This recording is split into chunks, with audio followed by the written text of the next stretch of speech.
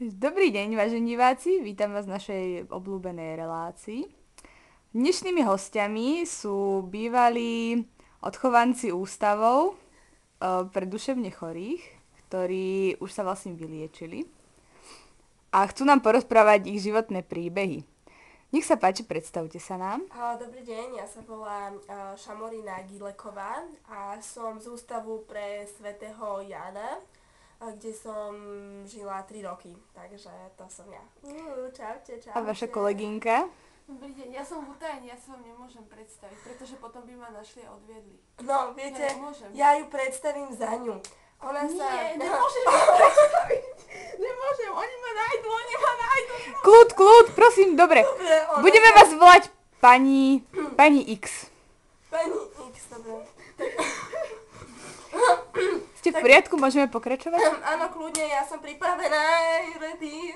Dobre, tak keď ste taká teda žhavá do toho, tak nám porozprávajte, prečo ste sa dostali do ústavu? Áno, to bolo tak, že proste ja som začínala mať najprv také tyky, že som robila všelijaké také veci, čo sa mi nezdalo, že by bolo normálne a obliekala som sa trochu inak.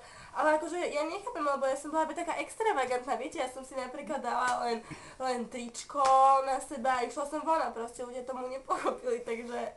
Akože tričko a nič iné? No hej, ale mne sa to zdalo úplne v poriadku, ľuďom sa to nezdalo a potom ma našiel taký chlap, ktorý tvrdil, že by som mala ísť do ústavu, že vidím veci, ktoré iní nevidia, ale ja si myslím, že to je práve že dar od Boha, že to není choroba. A potom ma držali v tom ústave, musela som tam byť s takýmito ľuďmi a ako fakt nechápem, čo som tam ja s nimi robila, však ja tam nepatrím do ústavu.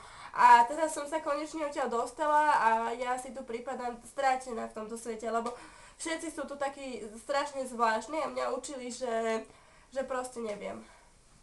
Učili vás, že proste neviem, áno. Že neviem sa vyjadrovať k tomu a neviem, spýtajte sa kolegynky, možno niečo ona vám povie. Ešte ak sa vás môžem spýtať, aké veci ste videli?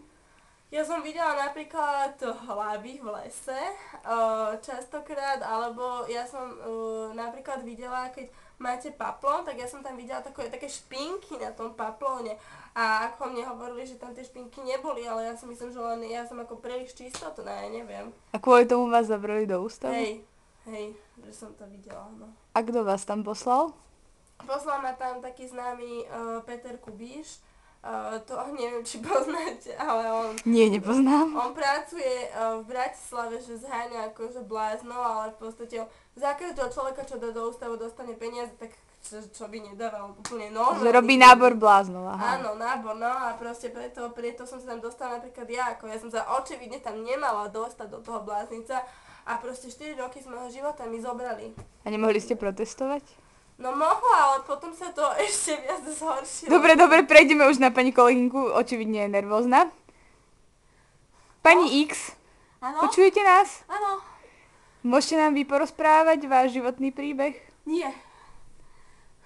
A prečo ste v tejto relácii? Lebo ma sem doviedli a ja nemôžem ísť!